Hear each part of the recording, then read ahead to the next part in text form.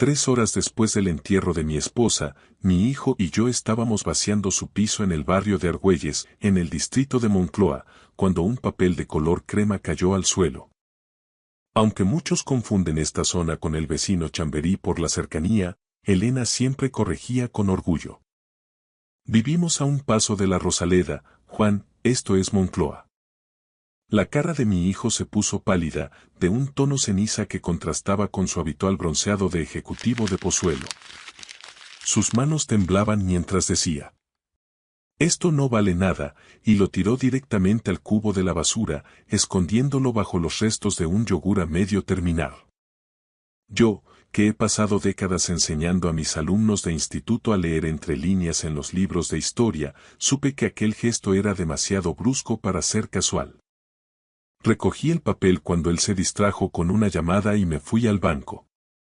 El director de la sucursal, un hombre que nos conocía desde hacía 20 años, me miró a los ojos con una mezcla de lástima-horror y me dijo: Juan, tienes que llamar a la policía ahora mismo. Fue en ese momento cuando descubrí la verdad sobre mi hijo. Y me iba a encargar de que pagara por cada mentira. Hola a todos los que habéis llegado hasta aquí. Antes de contaros lo que me enseñó el director del banco, me gustaría que reflexionáramos juntos. ¿Desde dónde me estáis leyendo? ¿Y creéis que siempre se debe confiar en la familia cuando hay una herencia de por medio? Ese papel sin valor escondía más de 3 millones de euros y 7 años de un engaño sistemático que me hiela la sangre. Mi hijo tiró a la basura el documento más importante del piso de mi difunta esposa a las 2:30 de una tarde de sábado, apenas 3 horas después de haberla enterrado en el cementerio de la Almudena. El funeral había sido íntimo, solo 23 personas, incluyendo al sacerdote y a los sepultureros que esperaron con un silencio profesional a que termináramos de despedirnos bajo el sol plomizo de Madrid. Elena había sobrevivido a casi todos sus amigos, y los pocos que quedaban estaban demasiado achacosos para cruzar la ciudad hasta las ventas. Mi hijo, Javier, se mantuvo a mi lado durante toda la ceremonia, con los ojos secos e inquieto, consultando el móvil un par de veces mientras el cura decía el panegírico. Me dije a mí mismo que cada uno pasa el duelo a su manera, que quizás su frialdad era un escudo. Qué equivocado estaba. Ahora estábamos de vuelta en el piso que Elena y yo habíamos compartido durante 32 años. Un piso señorial en la calle de la Princesa, con esos techos altos y pasillos infinitos. Cajas por todas partes. Bolsas de basura negras apoyadas contra las paredes de papel pintado. El desmantelamiento sistemático de una vida reducida a decidir qué se queda y qué se dona a la parroquia o a Cáritas. Tengo 70 años. Soy profesor de historia jubilado, acostumbrado a los archivos y al orden. Viudo desde hace 6 días. Elena tenía 67 cuando murió. Cáncer de páncreas, estadio 3, diagnosticado 14 meses antes del final. Aunque la seguridad social cubría el tratamiento estándar, yo insistí en buscar segundas opiniones en clínicas privadas de prestigio, pensando que el dinero no sería un obstáculo para su salud. Elena dijo que no de forma tajante. En aquel momento, pensé que era porque estaba cansada, lista para marcharse sin el calvario de la quimioterapia agresiva. No sabía la verdad. Elena había sido bibliotecaria de primaria durante 34 años en un colegio público del distrito de Retiro. Enseñaba a los niños a amar los libros y a cuestionarlo todo. La quise durante 49 años. Pensaba que conocía cada rincón de su alma. Su risa al cocinar tortilla de patatas, cómo organizaba los libros por el color del lomo. La pequeña cicatriz en su mano por aquel accidente en el 79. Me equivocaba en lo más importante. Mi hijo Javier tiene 40 años. Vive en una urbanización de lujo en Pozuelo de Alarcón con su mujer, Amanda. Su cargo siempre era algo pomposo y vago. Logística sanitaria, consultoría de dispositivos. Elena decía que subía la escalera tan rápido que no miraba los peldaños. En su último año, solo la visitó 3 veces. 3 horas de su tiempo en 12 meses de agonía. Javier estaba registrando el escritorio de roble de Elena cuando encontró el montón de papeles. Facturas del canal de Isabel II, recibos de IBI y garantías caducadas. El escritorio tenía 5 cajones y, como buena bibliotecaria, Elena guardaba cada trozo de papel con una lógica casi archivística. Todo esto es basura, papá, dijo él, hojeando los folios con una rapidez eléctrica. Demasiado rápido, como si su mano supiera exactamente qué buscar entre la maleza administrativa. Podemos tirarlo todo, insistió. Pero entonces, una hoja de papel de color crema, con un gramaje superior, de ese que se usa para los documentos notariales, se deslizó entre 2 facturas de la luz. Cayó hacia el suelo y Javier la atrapó antes de que tocara la alfombra. Vi cómo se le tensaba la mandíbula. Sus ojos se abrieron de par en par, un destello de codicia o miedo que intentó camuflar de inmediato tras una máscara de indiferencia. Su mano se cerró sobre el papel con tanta fuerza que lo oí arrugarse. ¿Qué es? Pregunté, sintiendo un escalofrío. Nada, respondió al instante, caminando ya hacia la cocina. Solo un extracto bancario viejo de una cuenta que mamá cerró hace 1000 años. Ya sabes cómo acumulaba cosas sin sentido. Déjame ver, Javier. Quizás sea algo de la pensión. Papá, de verdad, no pierdas el tiempo. Tenemos cosas urgentes. El contrato de este piso es antiguo y hay que organizar la testamentaría. No querrás que los abogados se queden con lo poco que queda, ¿verdad? Javier soltó el papel en el cubo de basura, justo encima de los pozos húmedos del café de la mañana. Me miró con una sonrisa ensayada, pero sus dedos seguían tambaleando levemente mientras se limpiaba las manos en el pantalón. Créeme, papá. No vale nada. Absolutamente nada. 10 minutos después, le sonó el móvil. Javier no colgó de inmediato, se quedó mirando la pantalla con una fijeza extraña antes de salir al pasillo para coger la llamada. Su voz bajó hasta convertirse en un murmullo sibilante que rebotaba en las paredes del pasillo, un tono que no alcancé a distinguir pero que destilaba urgencia. Cuando volvió, ya se estaba ajustando su chaqueta de barber, esa prenda cara que Amanda le había regalado las navidades pasadas para que pareciera alguien de peso en las reuniones de Pozuelo. Amanda me necesita en casa, soltó sin mirarme a los ojos. Lucía tiene una presentación de un proyecto en el colegio el lunes por la mañana. Ya sabes cómo son en estos centros bilingües, les exigen el máximo. Tengo que ayudarla a prepararlo. Era sábado por la tarde. Faltaban casi 48 horas para el lunes. En mis tiempos de profesor, ningún padre cancelaba el duelo de una madre por una cartulina escolar. ¿Te vas ya, Javier? Pregunté, sintiendo un vacío repentino. Ni siquiera hemos terminado de vaciar los armarios del dormitorio. Queda toda la ropa de tu madre. Volveré el próximo fin de semana, papá. Lo prometo. No te agobies, descansa. Ya estaba en el umbral, con las llaves de casa tintineando en su mano derecha. Antes de cerrar, se detuvo un segundo. Eso sí, por favor, no tires nada que parezca importante sin consultarme antes, ¿vale? Sabes que mamá era muy particular. Algunas cosas podrían tener valor histórico o ser antigüedades.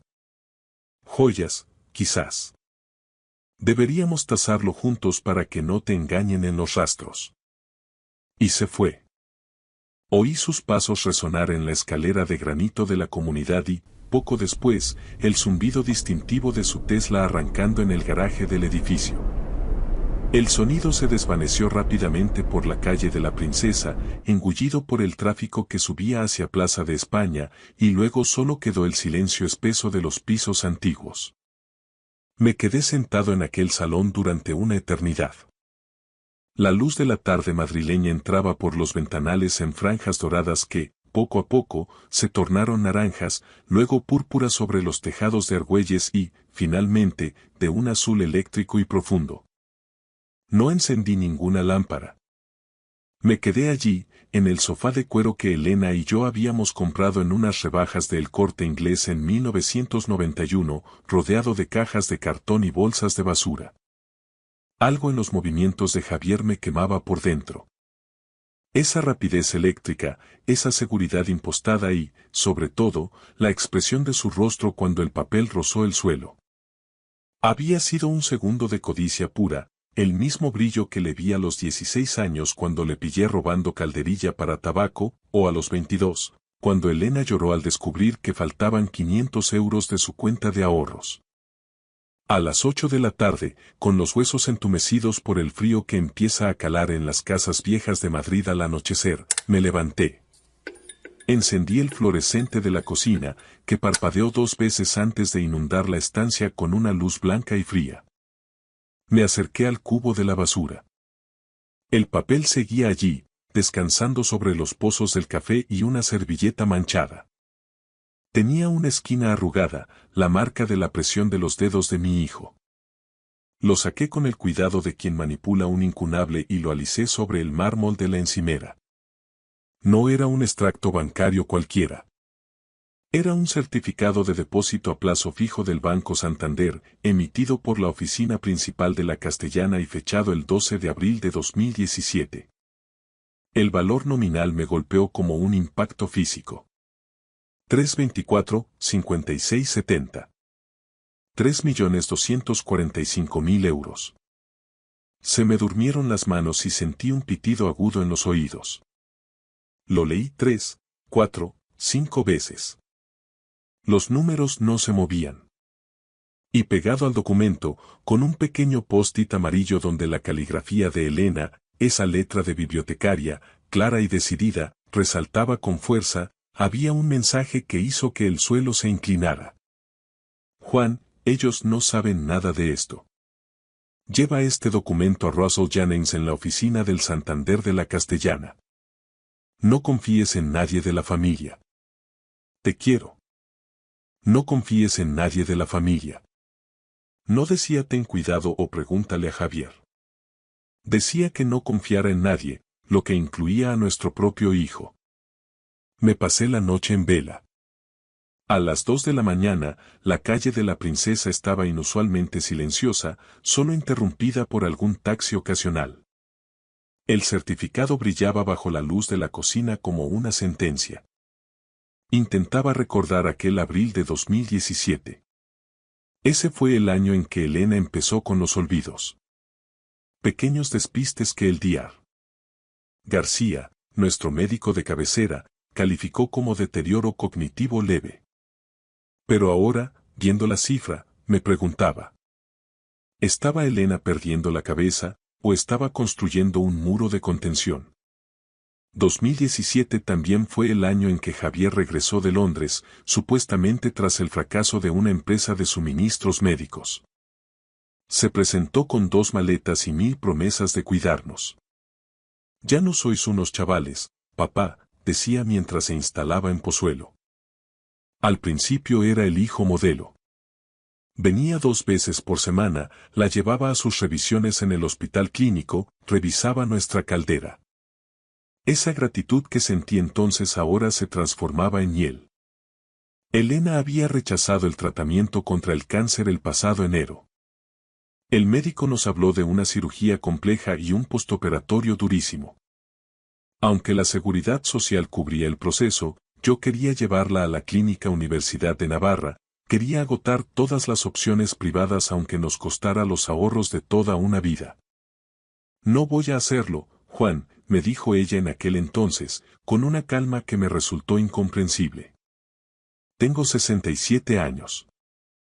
No voy a gastar lo que tenemos en comprar 6 meses de agonía en una cama de hospital. Discutimos durante semanas. Yo lloré, le supliqué que no se rindiera.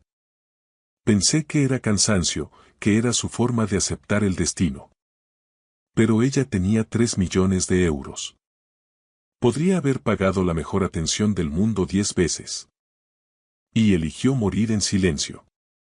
¿Por qué? La respuesta me quemaba en la mano. No confíes en nadie de la familia. Elena estaba protegiendo ese dinero de algo, o de alguien. Y ese alguien acababa de tirar el certificado a la basura con la esperanza de que yo nunca lo encontrara. El certificado pesaba en mis manos como si estuviera hecho de plomo. Esto no era solo una fortuna, era la prueba de una traición que yo aún no alcanzaba a dimensionar. Elena lo había escondido, me había dejado instrucciones precisas y me había lanzado una advertencia que resonaba en el silencio del piso. No confíes en nadie de la familia. Mi hijo, que había tirado este documento a la basura con una indiferencia fingida, era el centro de esa advertencia. Quizá por eso le temblaban las manos al tocar el papel crema. Miré el reloj de pared del salón. Las 2:43 de la madrugada. El banco no abriría hasta dentro de 5 horas, pero yo sabía que no dormiría. El lunes por la mañana, a primera hora, iría a la sucursal principal del Santander en el Paseo de la Castellana, ese edificio imponente que parece vigilar el centro financiero de Madrid. Buscaría a ese tal Russell Jennings y empezaría a obtener respuestas a preguntas que ni siquiera sabía que tenía que formular. Pero primero, necesitaba un escondite. Javier ya lo había encontrado una vez en el escritorio. Si volvía, y mi instinto me decía que lo haría, registraría cada rincón. La forma en que se marchó, apresurado y dándome instrucciones de no tirar nada, era la señal de que planeaba un regreso metódico. Me levanté y recorrí el pasillo con el certificado pegado al pecho. ¿Dónde escondes 3 millones de euros en un piso lleno de recuerdos? Entonces la vi. La biblioteca de Elena. Aquella estantería de madera maciza, organizada meticulosamente por el color de los lomos, un código que solo ella y yo entendíamos. Allí, en el tercer estante, entre 2 tomos pesados de una enciclopedia histórica, estaba su ejemplar desgastado de Moby Dick, una edición de 1976 con las esquinas rosadas. Lo saqué. Las páginas exhalaban ese aroma a vainilla y papel viejo que tanto le gustaba a ella. Lo abrí por una de sus partes más densas y deslicé con cuidado el certificado entre la página 401 y la 402. Me aseguré de que fuera entre 2 hojas físicas distintas, no en el mismo folio, para que el papel crema quedara perfectamente oculto en el corazón del libro. Una historia sobre la obsesión y la venganza para guardar el secreto de una traición. Devolví el libro a su sitio. Javier nunca había sido un lector para él, los libros eran solo objetos que acumulaban polvo. Estaba a punto de apagar la luz de la cocina cuando los oí. Pasos en el portal. Pesados, deliberados, subiendo por la escalera de granito. Miré el reloj. Las 2:58. Los pasos se detuvieron justo delante de mi puerta. Contuve el aliento, con el corazón martilleando contra mis costillas, pero tras unos segundos de silencio absoluto, los pasos continuaron hacia la planta superior. Un vecino trasnochador. Sin embargo, el miedo ya no me abandonó. La luz del domingo entró a raudales por los ventanales de la calle de la Princesa cuando, a media mañana, sonó el timbre de forma insistente. Al abrir, me encontré con Javier y Amanda. Supe de inmediato que no venían a consolarme. Hola, papá, sonrió Javier, pero sus ojos, hundidos y nerviosos, escaneaban el recibidor por encima de mi hombro. Hemos pensado en venir a echarte una mano para terminar de recoger las cosas de mamá. No me quedaba tranquilo dejándote solo con todo este lío un domingo. Amanda estaba a su lado, impecable. A pesar del luto, su apariencia gritaba lujo. El pelo recién peinado en su salón de Pozuelo, vaqueros de marca, una chaqueta de cuero que costaba más que mi pensión y ese bolso de firma que sostenía como un escudo. Juan, dijo ella, rozándome el brazo con una frialdad que intentó disfrazar de afecto, sentimos mucho tener que molestarte, pero cuanto antes cerremos el piso, antes podrás descansar. Me hice a un lado, observando cómo los ojos de Javier realizaban un barrido táctico. El cubo de la basura, la encimera, el escritorio de roble. Jas. ¿Has sacado la basura ya, papá? Preguntó, intentando sonar casual. Ayer se me olvidó bajarla y no quiero que huela el piso. El corazón me dio un vuelco, pero mantuve el tono de mi voz firme, el de un profesor que detecta a un alumno copiando. Sí, el portero pasó a primera hora, sobre las 7, mentí. En estos edificios antiguos de Madrid no hay recogida en domingo, pero Javier, en su burbuja de Pozuelo, no tenía ni idea de los horarios de los trabajadores del centro. Vi cómo procesaba la información. El breve destello de pánico en su rostro fue suficiente para confirmarlo todo. Miró a Amanda y algo pasó entre ellos. Una comunicación silenciosa y turbia que me puso la piel de gallina. Ah, bien, Javier cerró un cajón del escritorio que acababa de abrir sin pedir permiso. Una preocupación menos. Amanda dio un paso adelante, forzando una sonrisa radiante que no encajaba con el duelo. Juan, Javier mencionó que podría haber documentos bancarios antiguos, quizás algún seguro de vida o papeleo de la Seguridad Social, que deberíamos revisar para la testamentaría. Es mejor que lo hagamos nosotros, es un proceso farragoso. Yo me encargaré de la herencia con el abogado de Elena, respondí, cruzándome de brazos. ¿Un abogado? Javier saltó, casi gritando. ¿Desde cuándo mamá tiene un abogado privado? Desde el 92, Javier. Alberto Pardo, tiene el despacho cerca de la Plaza Mayor. Es un viejo amigo. El nombre hizo que la mandíbula de mi hijo se tensara hasta parecer que iba a romperse. Lo que siguió fueron las 2 horas más asfixiantes de mi vida. Registraron el piso con una minuciosidad que rozaba lo patológico, siempre bajo la excusa de ayudar. Amanda se encargó del dormitorio, vaciando cajones y tanteando incluso el fondo de los armarios, buscando quizás una caja fuerte oculta o un sobre escondido entre las sábanas. Javier se centró en el salón. Revisó el escritorio 3 veces. En un momento dado, se plantó frente a la estantería de Elena. Se me cortó la respiración. Mamá acumulaba demasiados libros, dijo, alargando la mano hacia un volumen azul. Deberíamos donar todo esto a una biblioteca pública mañana mismo. Fue bibliotecaria 34 años, Javier. Sus libros son su vida. No se toca nada de ahí por ahora.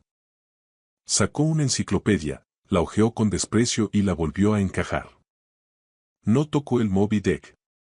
Gracias a Dios, su desinterés por la cultura fue mi salvación. Se marcharon a las 2 de la tarde, tensos y con las manos vacías. Los acompañé a la puerta y, en cuanto cerré, corrí a la ventana. Desde el segundo piso de la calle de la Princesa vi cómo llegaban a su Tesla. No se subieron. Se quedaron junto al coche y estalló una discusión violenta. Amanda movía las manos con brusquedad, señalando hacia mi ventana con la cara desencajada por la rabia. Javier sacudía la cabeza, hundido, con las manos abiertas en señal de impotencia. Ella le agarró del brazo, le acercó a su cara y le siseó algo que hizo que mi hijo se pusiera rígido como una estatua. Finalmente, arrancaron. Me quedé en la ventana mucho tiempo. Estaban desesperados. Buscaban el certificado de los 3 millones porque sabían que, sin ese papel, su plan, fuera el que fuera, se desmoronaba. Fui a la estantería y saqué el libro. El certificado seguía allí, entre las páginas 401 y 402, a salvo. Mañana iría a la Castellana. Necesitaba entender por qué Elena prefirió morir antes que tocar ese dinero. ¿Qué había hecho nuestro hijo para que su propia madre le tuviera más miedo que a la muerte? El lunes por la mañana, Madrid se despertó bajo un cielo gris y plomizo, de esos que parecen aplastar los tejados del barrio de Salamanca. Tomé el metro en Argüelles, en la línea 6, y tras el transbordo me bajé en la parada de Gregorio Marañón. Caminé por el paseo de la Castellana, sintiéndome minúsculo frente a las sedes bancarias y el rugido incesante del tráfico que fluye hacia Colón. El edificio del Banco Santander se alzaba frente a mí, una mole de cristal y acero que parecía custodiar los pecados financieros de media ciudad. Entré y, con el pulso acelerado, pregunté por Russell Jennings. Me esperaba un hombre de unos 50 años, con un traje de corte impecable y una mirada que denotaba esa mezcla de frialdad profesional y un cansancio antiguo. Señor López, dijo, estrechándome la mano con firmeza. Le esperaba. Elena me aseguró que, tarde o temprano, usted cruzaría esa puerta con el certificado. Nos sentamos en su despacho privado, una habitación insonorizada donde el estruendo de la castellana desaparecía por completo y solo quedaba el aroma a café recién hecho y cuero. Saqué el ejemplar de Moby Dick y extraje el papel crema de entre sus páginas. Lo puse sobre la mesa de cristal. ¿Qué es esto exactamente, señor Jennings? Pregunté. Mi voz sonó quebrada, como si perteneciera a un hombre mucho más viejo de lo que soy. Jennings suspiró, se ajustó las gafas y miró el documento con una sombra de tristeza. No es solo un depósito a plazo fijo, Juan. Es la punta del iceberg de una tragedia familiar. Hace 7 años, su hijo Javier regresó de Londres para trabajar en una empresa de suministros médicos aquí en Madrid, ¿verdad? Asentí, recordando su llegada triunfal y sus promesas de cuidar de nosotros. Lo que no le contó es que esa empresa era una fachada diseñada para un esquema de sobrefacturación a hospitales públicos de la Comunidad de Madrid. Javier no era un simple comercial, era el cerebro operativo que desviaba fondos públicos inflando los precios de prótesis y material quirúrgico. Elena lo descubrió por accidente en 2017, mientras revisaba una correspondencia que llegó al piso de la calle de la Princesa por error. Me quedé helado.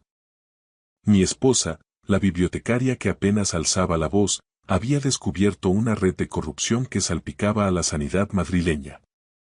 Ella se enfrentó a un dilema moral devastador, continuó Jennings.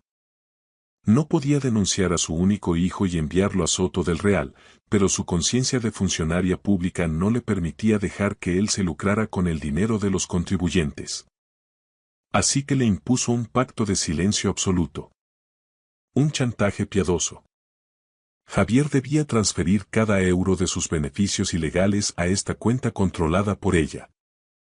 Elena quería custodiar ese dinero para devolverlo de forma anónima o para tener una red de seguridad si la justicia acababa llamando a su puerta.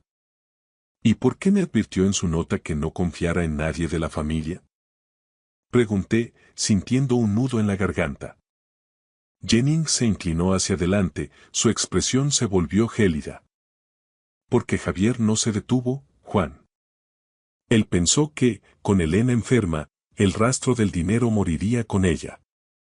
Pero hay algo mucho más cruel. Mire la segunda página del extracto que tengo en mi terminal. El director giró la pantalla hacia mí. Mis ojos se fijaron en una serie de transferencias realizadas en los últimos 14 meses. Javier no solo había desviado dinero de su empresa mientras Elena agonizaba en su cama, él había estado vaciando sistemáticamente vuestra cuenta de ahorros compartida, la que ambos habíais alimentado durante 40 años para vuestra jubilación. Su hijo ha estado falsificando la firma de Elena aprovechando su debilidad, sentenció Jennings con una voz que cortaba como un bisturí. Ha usado los ahorros de toda su vida para mantener el nivel de vida en Pozuelo de Alarcón y pagar las cuotas del Tesla. Juan, tiene que entenderlo.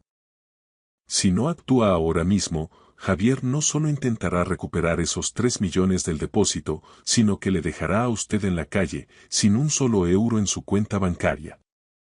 Tiene que llamar a la policía antes de que él se dé cuenta de que usted sabe la verdad.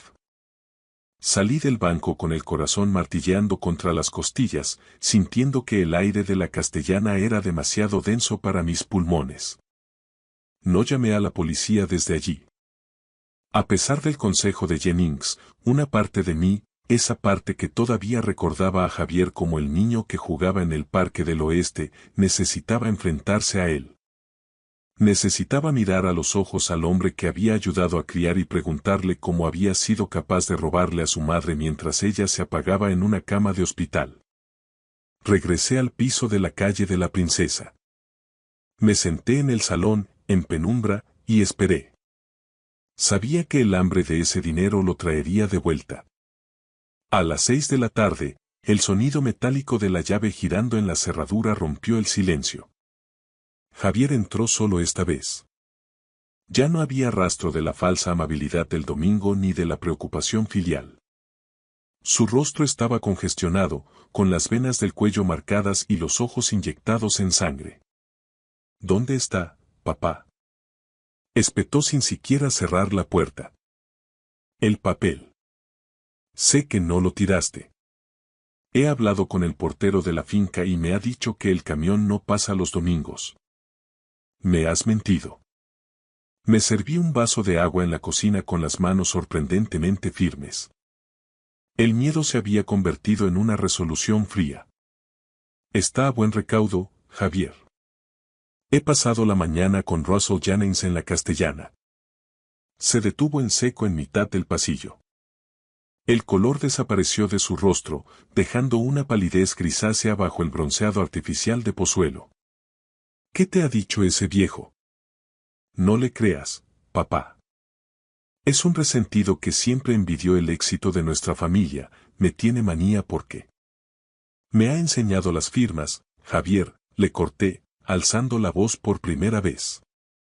Las firmas falsificadas en nuestra cuenta de ahorros, la de toda nuestra vida. He visto las transferencias de la red de suministros. Lo sé todo. Lo del hospital clínico, lo de las facturas infladas. Todo.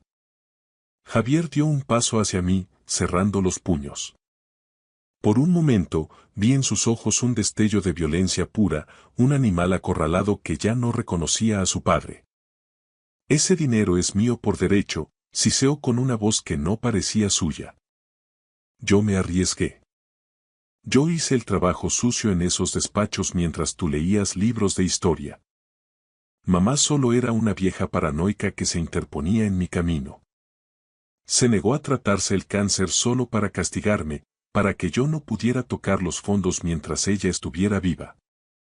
Se murió por puro despecho, para joderme la vida. Esa frase fue como un puñal. Mi hijo creía que el sacrificio de Elena, su dolor silencioso y su renuncia a una oportunidad de vivir, eran simplemente una maniobra financiera contra él. No entendía que su madre había entregado su último aliento para no tener que denunciarlo. No, Javier, dije con una calma gélida. Se murió porque sabía que si usaba ese dinero en médicos privados, la justicia empezaría a tirar del hilo y tú acabarías en prisión. Usó su agonía para comprarte tiempo, esperando un arrepentimiento que nunca llegó. Y lo único que has hecho es saquear su casa antes de que las flores de su tumba se hayan marchitado. Saqué el móvil del bolsillo. Ya había marcado el 091. He hablado con la UDEF, Unidad de Delincuencia Económica y Fiscal. Una patrulla de la Policía Nacional está doblando la esquina de Plaza de España ahora mismo. Javier soltó una carcajada histérica, un sonido seco y roto. ¿Vas a entregar a tu propio hijo? ¿A tu única sangre? ¿Y qué pasará con Lucía? ¿Quieres que tu nieta vea a su padre en los telediarios saliendo de un juzgado? Lucía merece un abuelo que le enseñe lo que es la integridad, ya que su padre ha decidido ser un criminal, respondí. Oí las sirenas a lo lejos, el eco de los servicios de emergencia rebotando en los edificios de la calle de la Princesa. Javier, cegado por el pánico, corrió hacia la puerta, pero en su desesperación tropezó con una de las cajas de libros de Elena que aún bloqueaban el pasillo. Cayó al suelo de forma estrepitosa y de la caja se desparramaron decenas de ejemplares. Irónicamente, quedó atrapado en el suelo, rodeado por los libros de la mujer a la que había traicionado. La policía llegó 5 minutos después. Lo levantaron del suelo y le pusieron las esposas mientras los vecinos, atraídos por las luces azules, se asomaban a los balcones con esa curiosidad amarga de Madrid. Javier me miró una última vez antes de que se lo llevaran. No vi arrepentimiento en sus ojos, solo odio. Cerré la puerta y, por primera vez en 6 días, Lloré. Lloré por Elena, por mi nieta y por el hijo que acababa de perder para siempre. Pero sabía que, entre las páginas de Moby Dick, la verdad por fin había encontrado su puerto. 2 meses después de aquel sábado que lo cambió todo, me encontré de nuevo sentado en una terraza frente al Parque del Retiro, viendo cómo las hojas de los castaños se teñían de ese ocre tan propio del otoño madrileño. Javier seguía en prisión provisional en el centro penitenciario de Soto del Real. El juez de instrucción había denegado la libertad bajo fianza debido al riesgo de destrucción de pruebas y a la gravedad de los delitos contra la hacienda pública y el patrimonio. Su abogado intentó argumentar que Elena no estaba en sus cabales o que sufría demencia senil cuando organizó aquel depósito, pero el testimonio técnico de Russell Jennings y los registros digitales del Santander fueron demoledores. Lo que más me duele hoy no es la pérdida de la fortuna, ni siquiera el silencio sepulcral que ahora habita en nuestro piso de la calle de la Princesa. Es el peso insoportable de la verdad sobre los últimos meses de mi esposa. Ella sacrificó su propia oportunidad de vivir. Rechazó tratamientos en clínicas privadas que podrían haberle dado años de vida solo para preservar la integridad de ese dinero, que era la prueba irrefutable de los crímenes de nuestro hijo. Elena murió con un dolor físico atroz, fingiendo un deterioro cognitivo para que Javier no sospechara que ella custodiaba el arma de su propia caída. Murió sola en su secreto, protegiendo mi vejez de la ruina y protegiendo a la sanidad pública de un hombre que no conocía los escrúpulos. Esa es la carga de gratitud y culpa que llevaré conmigo hasta el día que me reúna con ella. He llegado a la conclusión de que hay traiciones tan abismales que el perdón humano se vuelve una tarea imposible. Ese juicio tendré que dejárselo a Dios, con su sabiduría perfecta. Pero aquí, en Madrid, en la tierra que ella tanto amó, yo he elegido la justicia. Por eso, he decidido que esos 3 millones de euros no se quedarán acumulando intereses en una cuenta olvidada. He constituido la Fundación Elena López, con sede en el Distrito de Retiro, dedicada íntegramente a combatir el abuso financiero y el maltrato silencioso hacia nuestros mayores. Quiero que el sacrificio de Elena se transforme en un escudo para otros. No quiero que ningún otro jubilado en España se sienta vulnerable en su propia casa, despojado de su dignidad por las personas en las que más debería confiar. Al compartir esto, os pregunto con el corazón en la mano. ¿Habéis notado señales extrañas en vuestro entorno? ¿Sabéis realmente quién gestiona las cuentas de vuestros padres o abuelos? Si estuvierais en mi lugar, ¿habríais tenido el valor de denunciar a vuestra propia sangre para honrar la memoria de quien os dio todo? La verdad importa, especialmente cuando duele y desgarra. La historia de Elena es un recordatorio de que el amor a veces se manifiesta de formas terribles y heroicas. Os agradezco que me hayáis acompañado en este doloroso camino de reconstrucción. La próxima vez que vayáis a tirar un papel a la basura, miradlo 2 veces. Podría ser el último regalo de alguien que os ama más que a su propia vida. Gracias por escuchar mi historia hasta el final.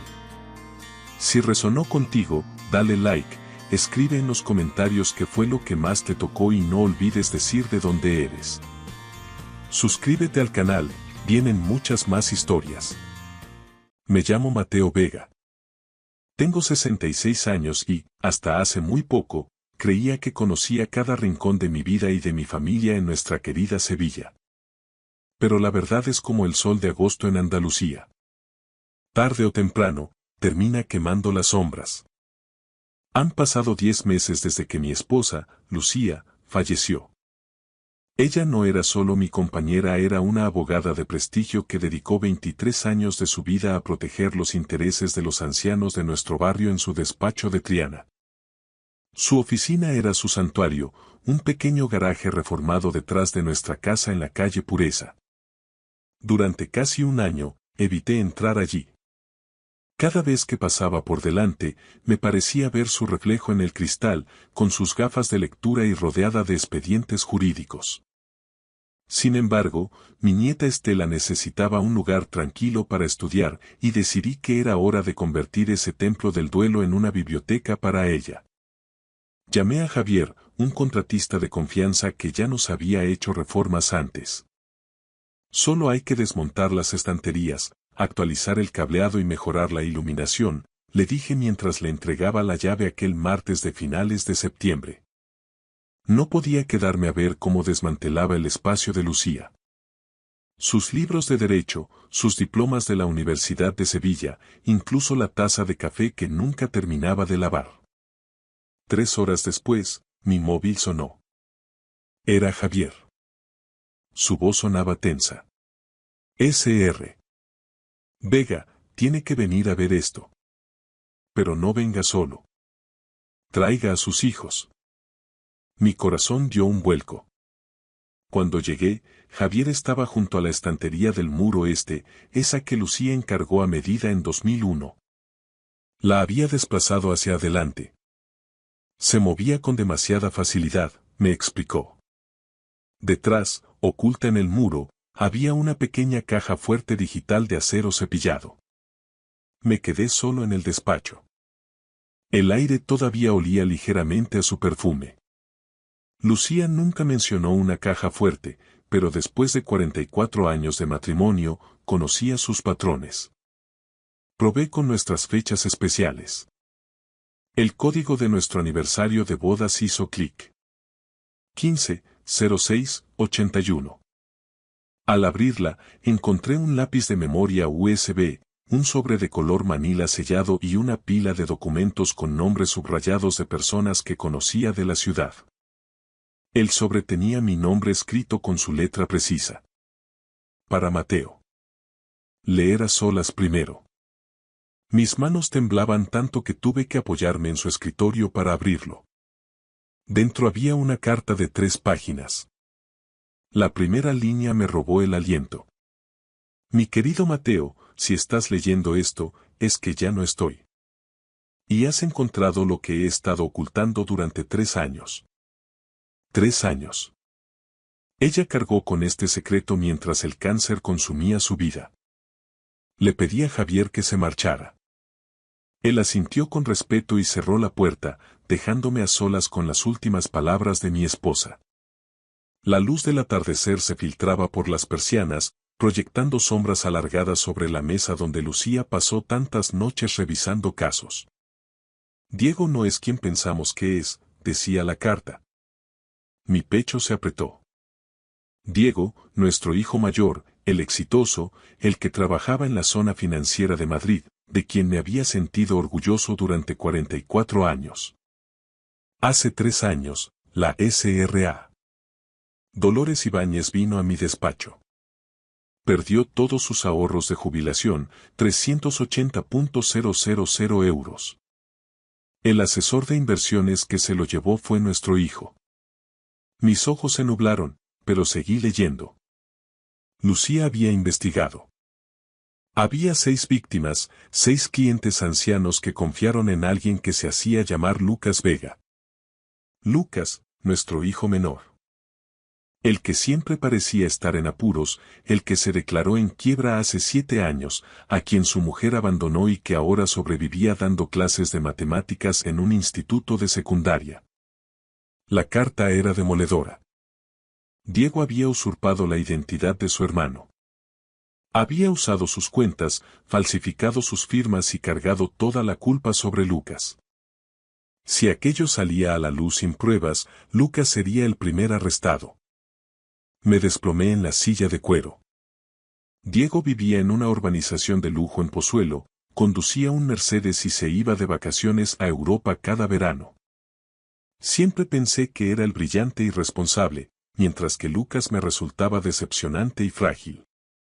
Qué equivocado estaba. He pasado 2 años reuniendo pruebas. No podía ir a la policía porque el montaje de Diego es perfecto. Lucas sería acusado antes de que nadie mirara más allá. En el USB está todo. Transferencias, registros bancarios y una grabación de Diego confesándolo todo. Le hice creer que me llevaría su secreto a la tumba. Lucía había grabado a nuestro propio hijo confesando cómo destruía la vida de su hermano. Ella quería decírmelo después de mi fiesta de jubilación, para darme un último recuerdo feliz, pero el cáncer avanzó demasiado rápido. La elección es tuya ahora, Mateo. Protege a Lucas. Él es inocente. Siempre fue el mejor de nuestros hijos, y nunca supimos verlo. Te quiero. Siento no haber podido arreglar esto antes de irme. La firma de Lucía temblaba al final de la hoja. El hijo del que tanto había presumido era un ladrón que se aprovechaba de ancianos como la S.R.A. Ibáñez. Y el hijo de quien me avergonzaba en silencio había sido víctima de un sabotaje cruel durante 7 años. 7 años de ruina, divorcio y vergüenza. Y yo, en mi ceguera, seguía alabando a Diego y compadeciendo a Lucas.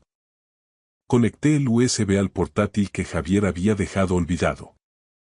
La calle Pureza se veía tranquila a través de la ventana, con los vecinos paseando a sus perros, mientras mi mundo se desmoronaba en la oscuridad de aquel despacho.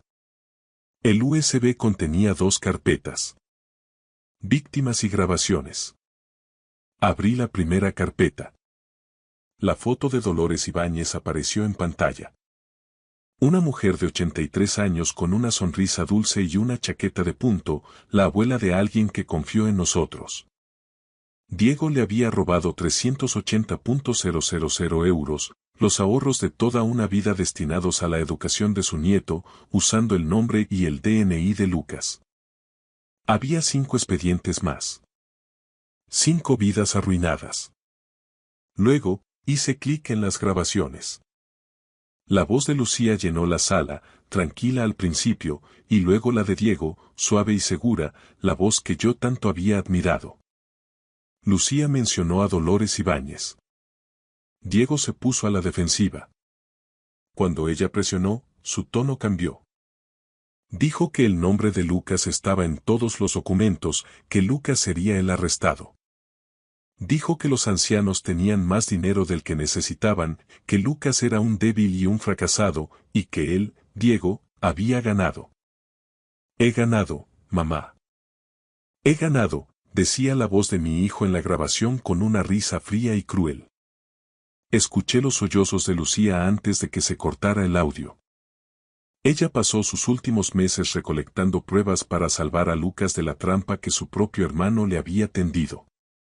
No fue el fracaso lo que hundió la vida de Lucas, fue el sabotaje. Pasé los siguientes 3 días revisando cada documento.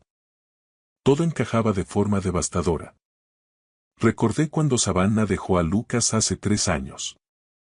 Él cree que soy un irresponsable financiero, papá, me dijo Lucas con voz baja. Yo le creí. Le dije a Lucía que los problemas de Lucas eran culpa suya por no saber administrar el dinero. Ahora sabía que las cuentas fraudulentas de Diego habían destruido el historial crediticio de Lucas. La quiebra no fue un error de Lucas, fue una emboscada. Consulté su informe de solvencia y casi me da un síncope. Un nivel de morosidad que le impedía alquilar un piso o pedir un crédito. Había empresas registradas a su nombre entre 2014 y 2019 de las que él no sabía nada. Mientras Diego acumulaba millones, Lucas vivía en un estudio pequeño, conducía un coche con 15 años y nunca se quejaba. Estaba luchando contra un enemigo invisible. El tercer día, fui a casa de la S.R.A. Dolores Ibáñez. Cuando mencioné el dinero, sus ojos se llenaron de lágrimas. Eran 380.000 euros del seguro de vida de mi marido, me dijo. Cuando le dije que los papeles estaban a nombre de Lucas, ella negó con la cabeza de inmediato. Imposible. Lucas le dio clases particulares de matemáticas gratis a mi nieto. Ese chico tiene buen corazón. Sentado en mi coche después de esa visita, comprendí 2 verdades. Lucas había sido destruido por su hermano, y yo había estado ciego durante 44 años. Llamé a una antigua colega de Lucía, Carmen Pardo. Lucía estaba investigando algo muy serio, Mateo, me confesó. Incluso durante la quimioterapia no dejó de trabajar. Necesitas a la Policía Nacional, a la Unidad de Delitos Económicos. Me puse en contacto con el inspector Sánchez. Le envié todo a través de un portal seguro. 3 horas después, me llamó. Sr. Vega, las pruebas de su esposa son sólidas, pero para una condena rápida necesitamos que el sujeto se incrimine o presentarlo ante testigos. ¿Puede organizar una reunión?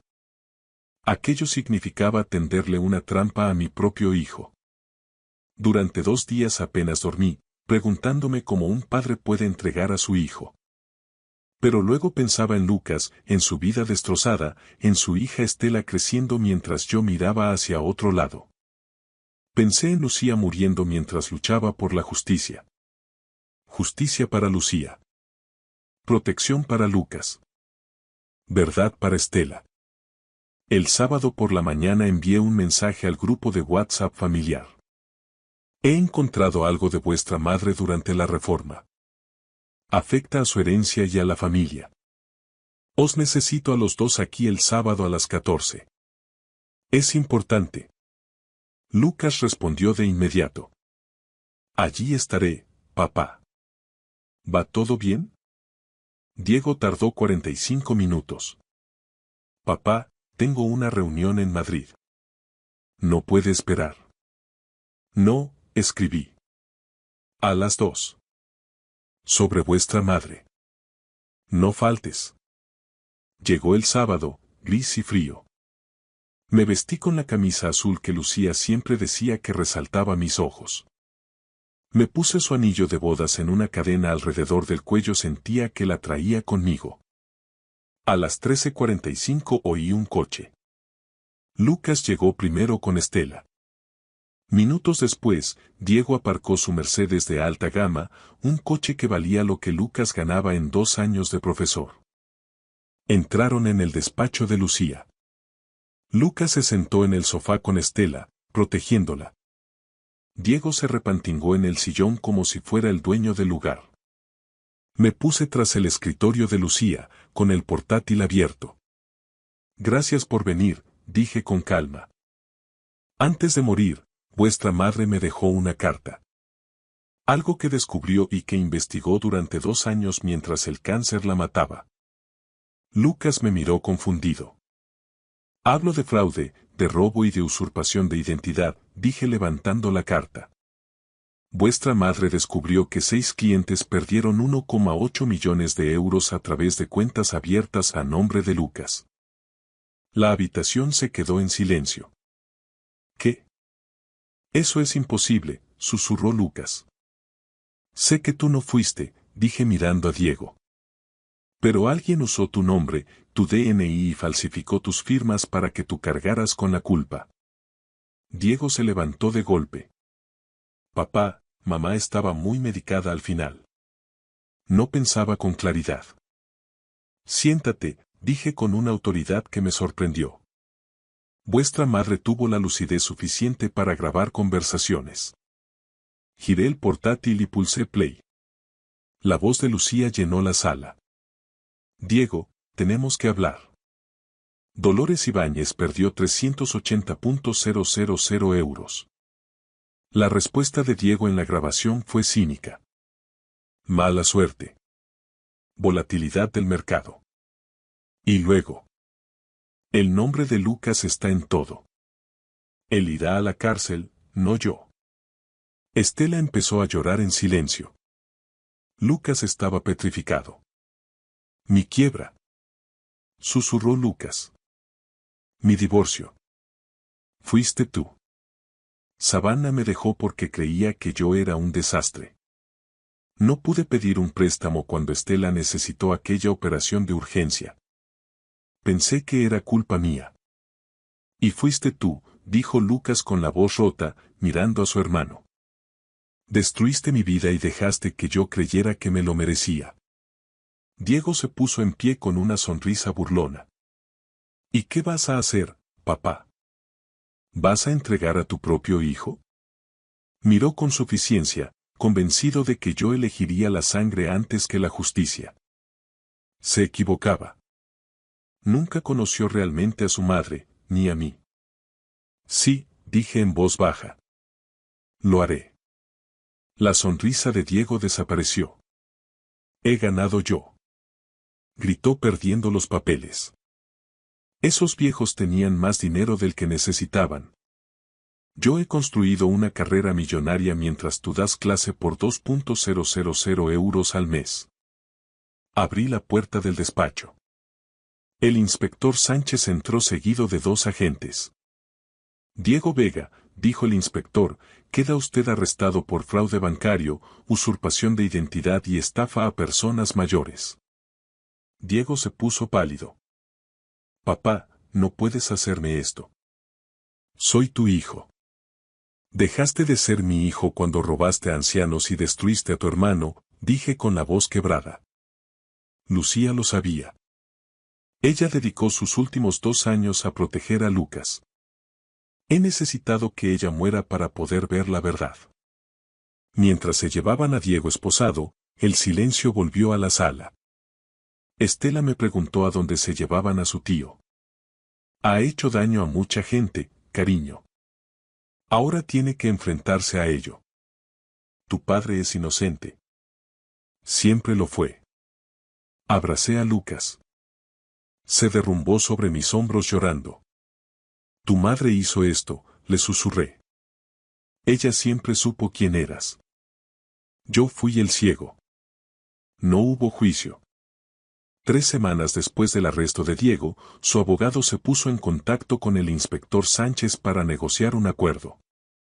Las pruebas que Lucía había reunido eran abrumadoras, un laberinto legal del que no había salida. A cambio de una cooperación total, revelando cada empresa pantalla y cada activo oculto, Diego aceptó una condena de 22 años de prisión en lugar de los más de 50 a los que se enfrentaba si íbamos a juicio. Asistí a la lectura de la sentencia solo. Lucas se ofreció a acompañarme, pero le dije que no. Era algo que necesitaba presenciar por mi cuenta, un cierre necesario para esta historia de traición. La jueza Carolina Reynoso, una veterana de la Audiencia Nacional con el cabello gris acero y una mirada forjada por décadas en el estrado, revisó el acuerdo y se dirigió directamente a mi hijo. Sr. Vega, dijo con una voz que resonó en toda la sala, usted no se limitó a robar dinero. Usted destruyó sistemáticamente la vida de su propio hermano. Usó su nombre, su identidad y su reputación como escudo. Si esto no se hubiera descubierto, él habría sido el arrestado. Usted construyó su éxito sobre la ruina de su propia sangre. Diego permanecía en silencio, con su traje a medida reemplazado por el uniforme naranja de la prisión. Esto es una traición profunda, continuó la jueza. Explotó a víctimas vulnerables y tendió una trampa a su hermano. La ley permite la misericordia, pero los hechos no. Lo sentenció a 22 años de cárcel, seguidos de 5 años de libertad vigilada, y ordenó la restitución total de los 1,8 millones de euros. Debido a la gravedad de los delitos y la falta de beneficios penitenciarios iniciales, cumpliría al menos 19 años de forma efectiva. Tenía 44 años, saldría con 63, si es que llegaba a ver ese día. Se lo llevaron sin que me mirara ni una sola vez. 2 meses después, la restitución se completó. El chalet de Diego en Pozuelo se vendió por 1,2 millones de euros. Su Mercedes, su embarcación en el puerto de Santa María y sus cuentas de inversión fueron embargados y liquidados. El Estado recuperó 1,4 millones. Yo añadí 200.000 euros del seguro de vida de Lucía, era exactamente lo que ella habría querido. Emitimos cheques para las 6 víctimas. No fue un reembolso total, pero recibieron un promedio del 88% de lo que habían perdido. Para personas que creían que sus ahorros habían desaparecido para siempre, fue un milagro.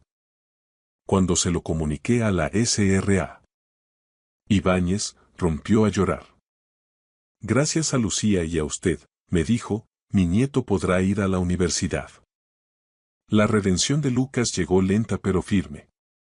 El periódico local publicó la noticia, limpiando su nombre por completo. El consejo escolar del instituto le otorgó un reconocimiento a la integridad. Los informes de fraude corrigieron su historial crediticio. La recuperación llevaría años, pero el camino por fin estaba despejado.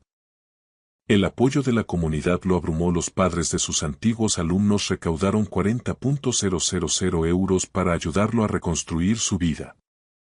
3 meses después de la sentencia, vendí la casa de la calle Pureza. Tenía demasiados recuerdos. Lucía muriendo en la planta de arriba, el descubrimiento de la verdad en su oficina, Diego saliendo esposado. No podía quedarme. Compré una casa más modesta a 10 minutos del piso de Lucas. Poco después, Lucas y Estela se mudaron conmigo. Su crédito aún estaba dañado, pero ambos sabíamos la verdad. Nos necesitábamos el uno al otro. Empecé a trabajar como voluntario en un centro de mayores, impartiendo talleres sobre cómo protegerse del fraude financiero. Convertir el dolor en propósito era mi forma de continuar el trabajo de Lucía.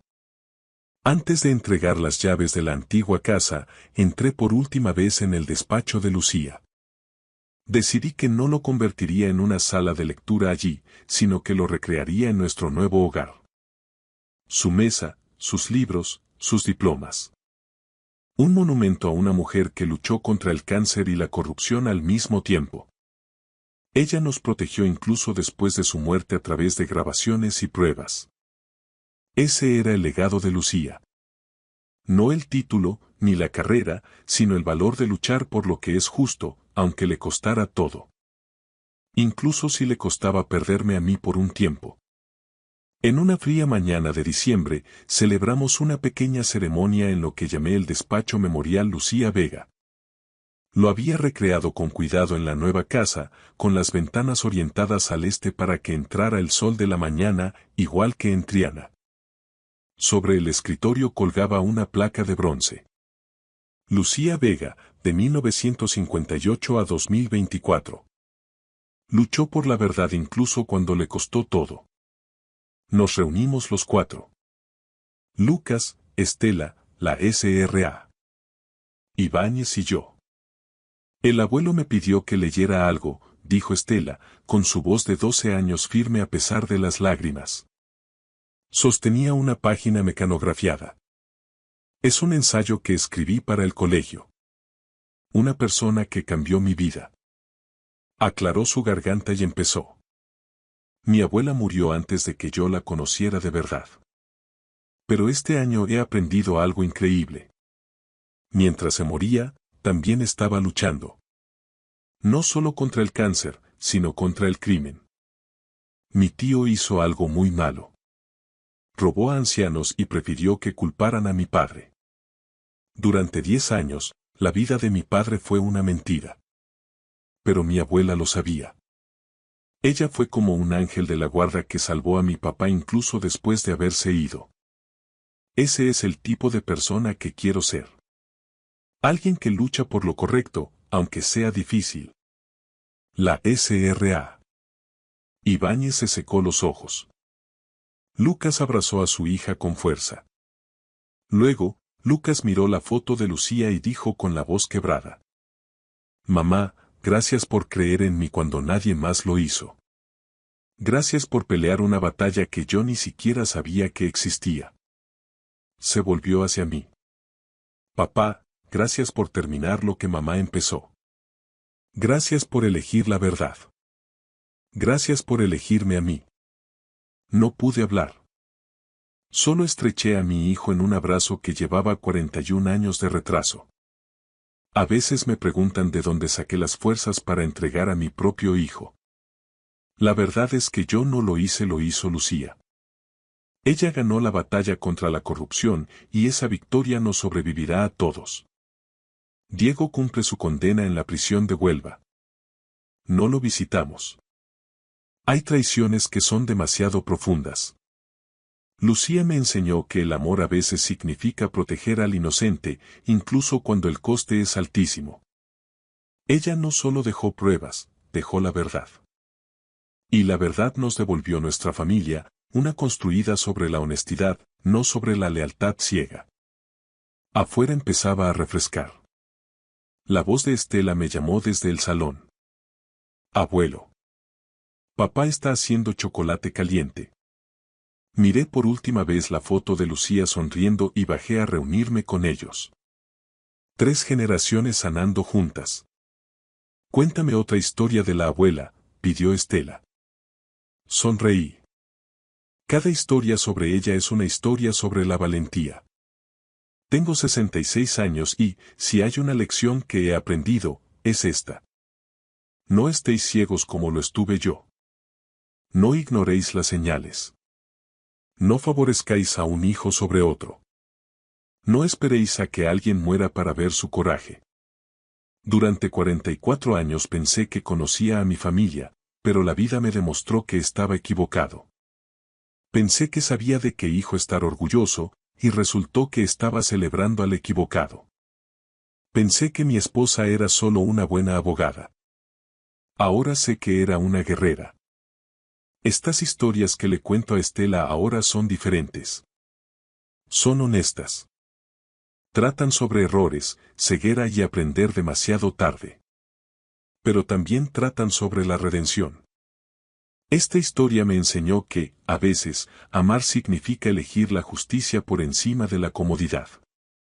Que la verdadera familia se construye sobre la verdad. Y que las personas que subestimamos, como mi hijo Lucas, como mi esposa enferma, suelen ser las que guardan más fuerza en su interior. A veces, las verdades más duras son las únicas que nos hacen libres. Que Dios os bendiga a todos. Gracias por escuchar mi historia hasta el final. Si resonó contigo, dale like, escribe en los comentarios qué fue lo que más te tocó y no olvides decir de dónde eres. Suscríbete al canal, vienen muchas más historias.